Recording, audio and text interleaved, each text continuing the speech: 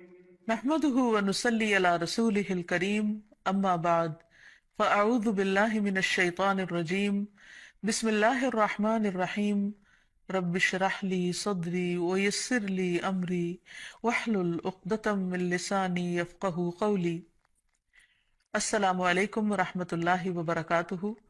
ناظرین، پروگرام دعا کیجئے کے ساتھ آپ کی خدمت میں حاضر ہیں۔ آج ہم انشاءاللہ ڈر اور گھبراہٹ کے وقت کی دعائیں آپ کے ساتھ شیئر کریں گے، کیونکہ ہر انسان کسی نہ کسی وجہ سے ڈر یا گھبراہٹ میں مبتلا ہو جاتا ہے۔ ویسے بھی اللہ سبحانہ وتعالیٰ نے فرمایا ہے وَلَنَبْلُوَنَّكُمْ بِشَيْءٍ مِّنَ الْخَوْفِ وَالْجُوعِ وَنَقْصٍ مِّنَ الْأَمْوَالِ وَالْأَنفُسِ وَالثَّمَرَاتِ وَبَشِّرِ الصَّابِرِينَ الَّذِينَ إِذَا أَصَابَتْهُمْ مُصِيبَةٌ قَالُوا إِنَّا لِلَّهِ وَإِنَّا إِلَيْهِ راجعون۔ وَلَنَبْلُوَنَّكُمْ، اور البتہ ہم ضرور آزمائش کریں گے تمہاری، ضرور آزمائیں گے تم کو، بِشَيْءٍ، ساتھ کسی بھی چیز کے، من الخوف، خوف میں سے، تو سب سے پہلے خوف کا ذکر کیا گیا، والجوع، اور بھوک، ونقص من الاموال، اور مالوں کی کمی، والانفس، جانوں کی، والثمرات، اور پھلوں کی، وبشر الصابرین، اور خوشخبری دے دو صبر کرنے والوں کو۔ کون ہے وہ کہ جب انہیں کوئی مصیبت آتی ہے تو وہ کہتے ہیں انا للہ و انا الیہ راجعون، بے شک ہم اللہ کے لیے ہیں اور اللہ ہی کی طرف پلٹ کر جانے والے ہیں۔ اولئک علیہم صلوات من ربہم ورحمہ، ایسے لوگوں پر اپنے رب کی طرف سے نوازشیں ہیں اور رحمت ہے۔ وَأُولَئِكَ هُمُ الْمُهْتَدُونَ، اور یہی سیدھی راہ پر ہے، ہدایت یافتہ ہے۔ تو اس لیے بہت ضروری ہے کہ ہم خوف اور غم اور گھبراہٹ اور تکلیف اور پریشانی کے موقع پر وہ کام کریں جو ہمارے رب کو پسند ہے، تاکہ ہم صحیح راہ پر ہوں۔ اور صحیح راہ پر چلنے کا فائدہ یہ ہے کہ انسان قیامت کے دن اپنے رب سے جا ملاقات کرے گا، اس حال میں کہ رب اس سے راضی ہوگا اور وہ رب سے راضی ہوگا۔ اس سے بڑی انسان کی سعادت اور کیا ہو سکتی ہے؟ تو پھر ہونا کیا چاہیے؟ یہ کہ انسان ڈر اور گھبراہٹ میں اللہ تعالیٰ کی طرف رجوع کرے۔ اللہ تعالیٰ کی طرف اس لیے رجوع کرے کہ پوری کائنات اسی سے سوال کر رہی ہے، اسی کی طرف رجوع کرتی ہے۔ قرآن مجید میں آتا ہے یسألہ من فی السماوات والارض، اسی کے آگے ہاتھ پھیلائے ہوئے ہیں، اسی سے سوال کرتے ہیں وہ سب جو آسمانوں میں اور جو زمین میں ہے۔ یعنی ساری مخلوق اپنے رب کی طرف رجوع کرتی ہے ہر ضرورت میں۔ جیسے ایک موقع پر ایک حضرت سلیمان علیہ السلام نے ایک چونٹی کو دیکھا کہ وہ ہاتھ اٹھائے آسمان کی طرف دعا کر رہی تھی بارش کے لیے۔ تو ساری مخلوق اپنی ضرورت اپنے رب سے ہی مانگتی ہے۔ تو انسان کو بھی چاہیے کہ وہ غیروں کی طرف نظر اٹھا کے نہ دیکھے، صرف اپنے رب کی طرف نظر اٹھائے اور اسی سے مانگے اور اسی سے فریاد کرے۔ لیکن یہ یاد رکھے کہ جب رب سے مانگنے کے لیے جائے تو ادب اور احترام کا تقاضا یہ ہے کہ پہلے رب کی تعریف بیان کرے اور پھر نبی صلی اللہ علیہ وسلم پر درود بھیجے۔ تو اس سلسلے میں اللہ سبحانہ تعالیٰ کی تعریف کے کچھ اور کلمات ہیں جو آج آپ سے شیئر کریں گے۔ ابو امامہ کہتے ہیں کہ نبی صلی اللہ علیہ وسلم نے فرمایا، کیا میں تمہیں شب و روز کے مسلسل ذکر سے افضل ذکر نہ بتاؤں؟ تم کہا کرو سبحان اللہ عدد ما خلق، سبحان اللہ ملء ما خلق، سبحان اللہ عدد ما فی الارض والسماء، سبحان اللہ ملء ما فی السماء والارض، سبحان اللہ ملء ما خلق، سبحان اللہ عدد ما احصا کتابہ، وسبحان اللہ ملء کل شیء۔ میں اللہ کی پاکیزگی بیان کرتا ہوں اس کی مخلوق کی گنتی کے برابر، میں اللہ کی پاکیزگی بیان کرتا ہوں جس سے اس کی مخلوقات بھر جائیں، میں اللہ کی پاکیزگی بیان کرتا ہوں ان چیزوں کی گنتی کے برابر جو زمین و آسمان میں ہیں، میں اللہ کی اتنی پاکیزگی بیان کرتا ہوں جس سے وہ چیزیں بھر جائیں جو آسمان و زمین میں ہیں، میں اللہ کی پاکیزگی بیان کرتا ہوں جس سے اس کی مخلوقات بھر جائیں، میں اللہ کی پاکیزگی بیان کرتا ہوں ان چیزوں کی گنتی کے برابر جن کو اس نے اپنی کتاب میں شمار کیا، اور میں اللہ کی اتنی پاکیزگی بیان کرتا ہوں جس سے ہر چیز بھر جائے۔ پھر تم اسی طرح الحمدللہ کہو، یعنی جہاں سبحان اللہ کہا ہے اسی طرح الحمدللہ کہ میں اللہ کی اتنی تعریف بیان کرتا ہوں۔ تو انسان اللہ سبحانہ تعالیٰ کی تعریف بیان کرتے ہوئے تھکے نہیں، اس تسبیح سے بھی انسان کی بہت سی مشکلات خود بخود حل ہو جائیں گی۔ اور پھر نبی صلی اللہ علیہ وسلم پر درود شریف پڑھے اور پھر اللہ تعالیٰ سے دعا کرے، کیونکہ حضرت انس سے روایت ہے، کہتے ہیں کہ میں نے رسول اللہ صلی اللہ علیہ وسلم کو فرماتے ہوئے سنا کہ اللہ تعالیٰ نے فرمایا، اے ابن آدم، تو جب تک مجھے پکارتا رہے گا اور مجھ سے امید رکھے گا میں تجھے معاف کرتا رہوں گا جو بھی تجھ سے ہوتا رہا، اور مجھے اس کی کوئی پرواہ نہیں۔ یعنی بڑے سے بڑا گناہ معاف کرنا اللہ سبحانہ تعالیٰ کے لیے کچھ بھی مشکل نہیں۔ تو بہرحال جب انسان پر کوئی آزمائش آئے اور خصوصاً ڈر، خوف اور گھبراہٹ کا وقت ہو، تو پھر انسان اللہ سبحانہ وتعالیٰ کی طرف رجوع کرے۔ سب سے پہلے انسان اس کی تحقیق کرے کہ ڈرنے کی وجہ کیا ہے، اس کو انالائز کرے۔ بعض اوقات صرف شیطان انسان کو ڈراتا ہے اور خوف دلاتا رہتا ہے، جبکہ خوف کی کوئی حقیقی وجہ نہیں ہوتی۔ اور پھر جب شیطانی وسوسے بار بار انسان پر حملہ آور ہو تو اس وقت انسان صرف اللہ کو کافی سمجھے، اللہ پر بھروسہ کرے، کیونکہ اسی پر توکل کرنا چاہیے توکل کرنے والوں کو، کیونکہ ہر مسئلے کا حل اسی کے ہاتھ میں ہے۔ پھر یہ کہ انسان صرف اللہ سے ڈرے۔ جو شخص اللہ سے ڈرتا ہے وہ کسی اور سے نہیں ڈرتا۔ دوسرے سارے ڈر ختم ہو سکتے ہیں اگر انسان کے دل میں سب سے زیادہ اللہ کا ڈر ہو۔ پھر اسی طرح اللہ تعالیٰ کا ساتھ محسوس کرے، کیونکہ اللہ سبحانہ وتعالیٰ اپنے بندے کو تنہا نہیں چھوڑتا۔ نبی صلی اللہ علیہ وسلم جب ہجرت کر کے مدینہ تشریف لے جا رہے تھے اور راستے میں غار ثور میں آپ نے پناہ لی، تو اس وقت آپ صلی اللہ علیہ وسلم نے حضرت ابوبکر کو یہ کہہ کر تسلی دلائی کہ لا تحزن ان اللہ معنا، غم نہ کرو، یعنی ڈرو مت، اللہ ہمارے ساتھ ہے۔ تو جب انسان یہ سوچ لیتا ہے کہ اللہ ہمارے ساتھ ہے تو خود بخود وہ مطمئن ہو جاتا ہے کہ مجھے اگر اللہ کی مدد حاصل ہوگی تو کوئی میرا بال بھی بیکا نہیں کر سکتا۔ پھر یہ کہ انسان کو اللہ سبحانہ وتعالیٰ کی حفاظت پر یقین رکھنا چاہیے۔ جیسے ایک موقع پر ہم دیکھتے ہیں کہ نبی صلی اللہ علیہ وسلم غزوے سے واپس آ رہے تھے تو راستے میں آرام کرنے کے لیے ایک درخت کے نیچے آپ سو گئے، تو اتنے میں ایک اعرابی آیا اور اس نے آپ کی تلوار اٹھا لی اور تلوار لہرا کر آپ صلی اللہ علیہ وسلم سے کہنے لگا، جبکہ آپ کی آنکھ کھل گئی اس وقت، کہ بتاؤ اے محمد، آج تمہیں مجھ سے بچانے والا کون ہے؟ تو نبی صلی اللہ علیہ وسلم نے بہت اطمینان کے ساتھ بغیر کسی ڈر اور گھبراہٹ کے جواب دیا، میرا اللہ۔ یہ وہ یقین تھا اللہ تعالیٰ کی حفاظت کا، تو اسی بنا پر آپ صلی اللہ علیہ وسلم نے فرمایا میرا اللہ۔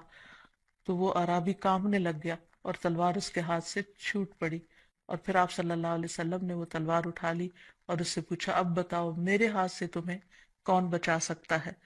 تو اس پر وہ شخص اتنا مرعوب ہوا کہ وہ آپ صلی اللہ علیہ وسلم پر ایمان لایا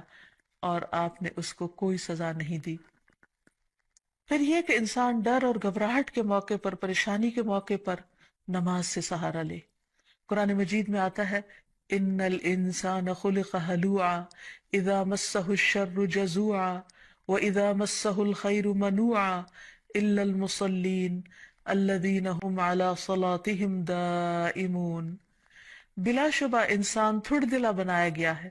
جب اسے کوئی تکلیف پہنچتی ہے تو گھبرا اٹھتا ہے، جب مال ملتا ہے تو بخیل بن جاتا ہے، سوائے نماز ادا کرنے والوں کے، وہ جو اپنی نماز پر ہمیشگی کرنے والے ہیں۔ تو گویا نماز کی پابندی انسان کو ڈر، خوف اور گھبراہٹ سے محفوظ رکھتی ہے۔ انبیاء علیہ السلام کا طریقہ یہ تھا کہ جب بھی انہیں خوف یا گھبراہٹ ہوتی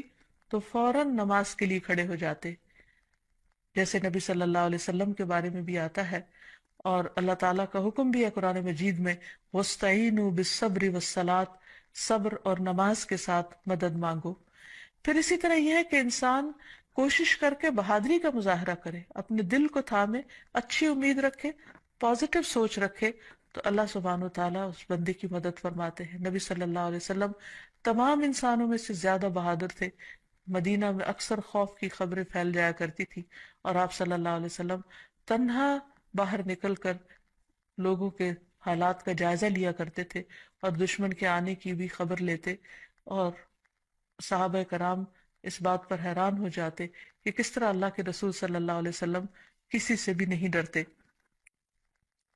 پھر اسی طرح یہ ہے کہ انسان کے اوپر جب آزمائش آئے اس وقت بھی انسان اللہ تعالیٰ کی طرف رجوع کرے، اور جب تکلیف چلی جائے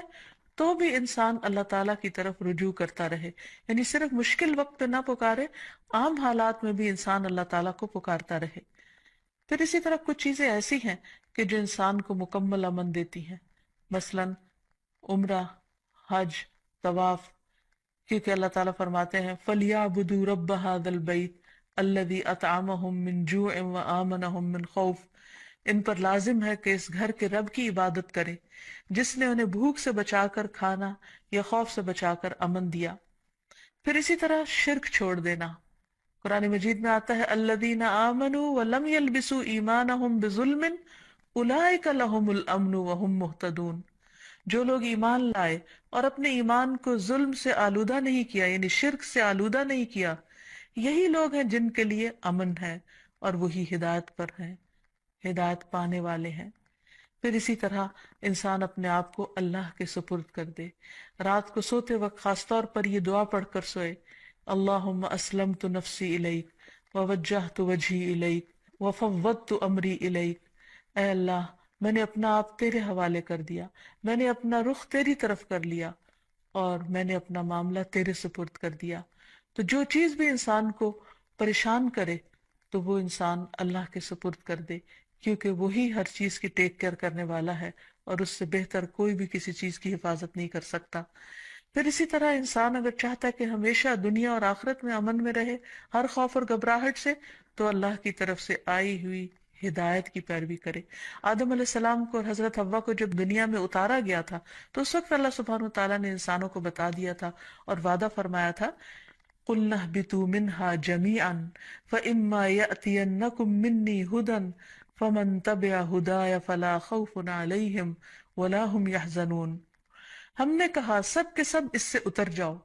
پھر اگر کبھی تمہارے پاس میری طرف سے واقعی کوئی ہدایت آ جائے تو جو میری ہدایت کی پیروی کرے گا اس پر نہ کوئی خوف ہے اور نہ وہ غمگین ہوں گے۔ پھر اسی طرح اللہ سبحانہ وتعالیٰ اور اس کے رسول کی اطاعت انسان کو خوف اور غم سے نجات دینے والی ہے۔ اللہ تعالیٰ فرماتے ہیں یا بنی آدم اما یأتینکم رسل منکم